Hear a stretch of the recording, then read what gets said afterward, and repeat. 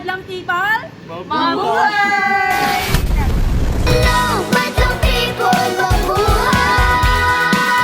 We miss you! We miss you!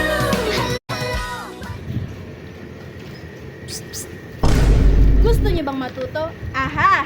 May alam ako. And we are Team Patotoy!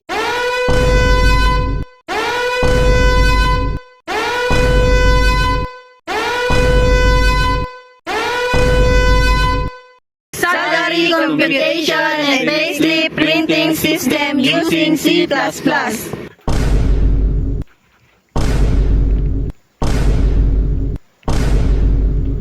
Hello guys, ngayon i-introduce ko sa inyo yung yung case study namin about siya sa automatic employee payslip program. Alam naman natin sa trabaho kumukuha tayo lahat ng payslip, 'di ba? Kasi napakita dito kung ilan na yung naipon or nabawas sa sahod natin. Pero minsan nakakalito siya kasi lalo na pag yung tawag doon? Manually mo siya kino-compute. Tapos pag maraming numbers, tsaka pag maraming numbers. Maraming tao kasi hindi alam kung paano ma-compute yung final pay nila kasi hindi nila alam kung saan galing yung mga numbers, tsaka bakit may deduction. Kaya we decided to make a program that can compute an employee's salary automatically. Yung goal namin is to make it simple. Tsaka mas madali maintindihan. Tapos mas madali maintindihan tapos computerized para mas mabilis tapos accurate pa yung calculations. Paano siya gumagana? Yung program na yun na ginawa namin, nag-a-ask siya ng basic info ng employee, yung pangalan, kung ilang oras nagtatrabaho kada araw, kung ilang araw siya nagtrabaho, tapos kung ilan yung sahod niya kada oras. Tsaka yung mga deductions.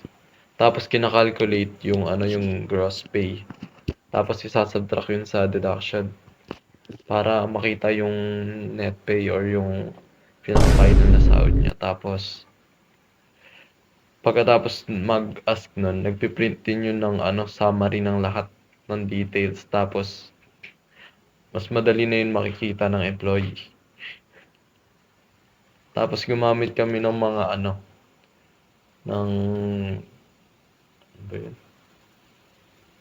ng variables para ma-store yung mga information, gano'n. Tsaka mga numbers. Tapos gumamit din kami ng loop. Tapos gumamit din kami ng arithmetic operation para ma-solve yung mga net pay. Tapos ayun. Ayun lang.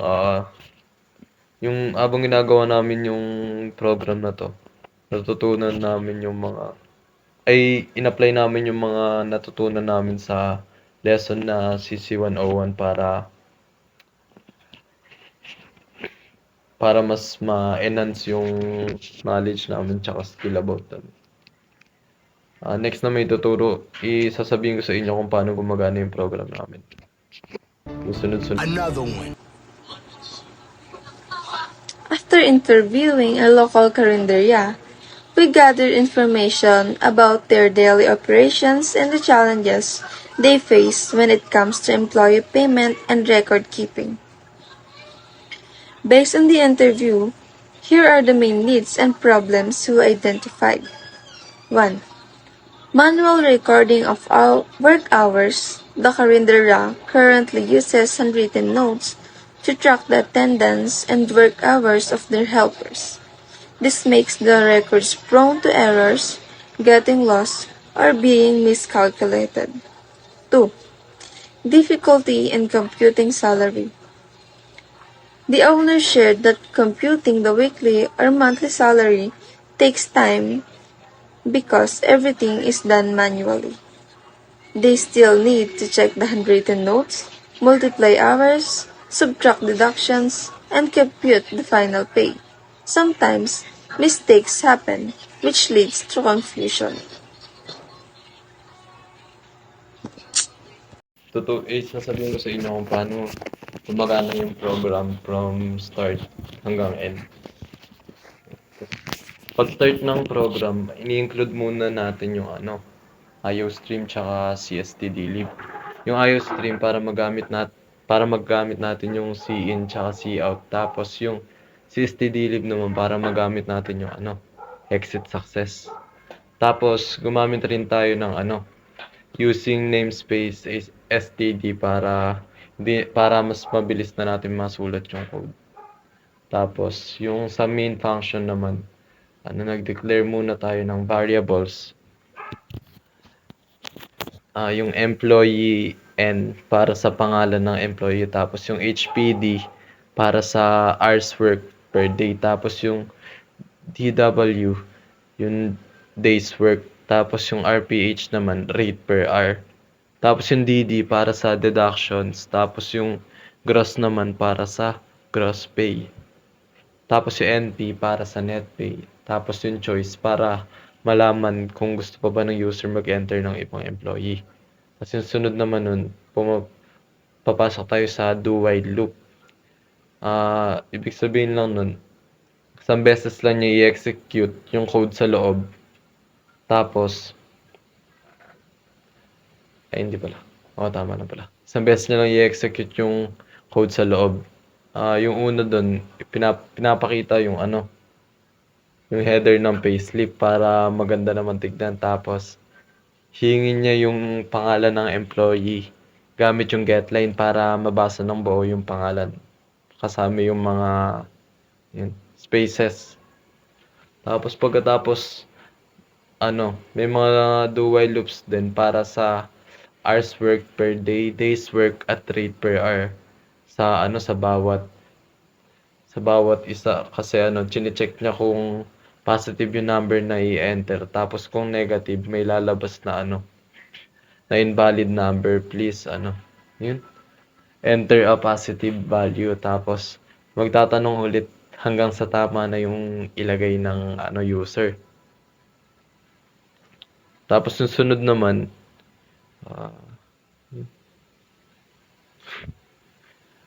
hingin ng program yung deductions.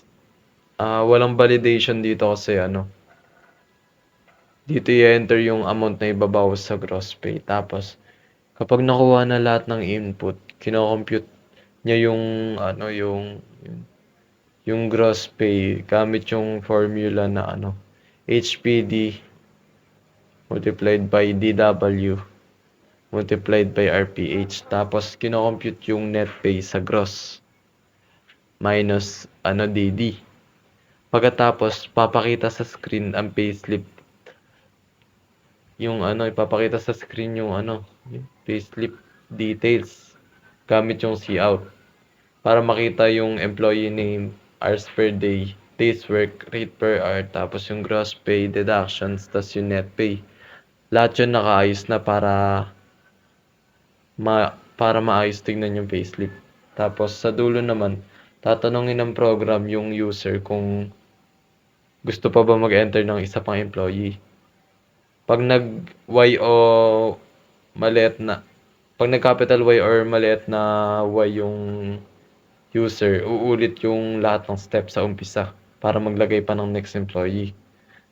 Tapos kung nag-no naman, magpiprint yung yun, all done, tapos have a great day and remember to work safely. Tapos pagkatapos nun, mag-exit success na siya. Tapos tapos na siya.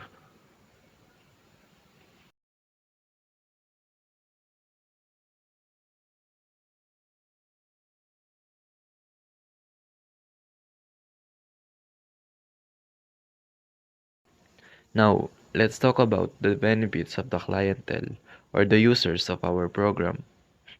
First, This program provides a faster and more accurate way of computing an employee's salary.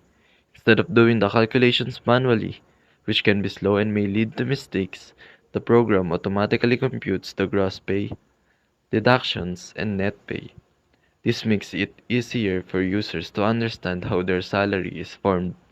Second, the program offers convenience. The user simply inputs the required information like hours worked, days worked, rate per hour, deductions, and the program handles the rest.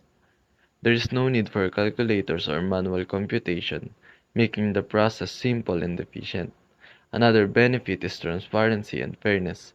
Since the program uses the same formula and process every time, the computation is consistent and reliable, which users can clearly see where each number comes from, which helps build trust in the accuracy of their payslip. Lastly, the program helps employees track their earnings. The payslip-like outputs show all the important details, allowing users to review their income, check deductions, and better manage their personal finances. Overall, this program improves accuracy, convenience, transparency, and financial awareness for the clientele.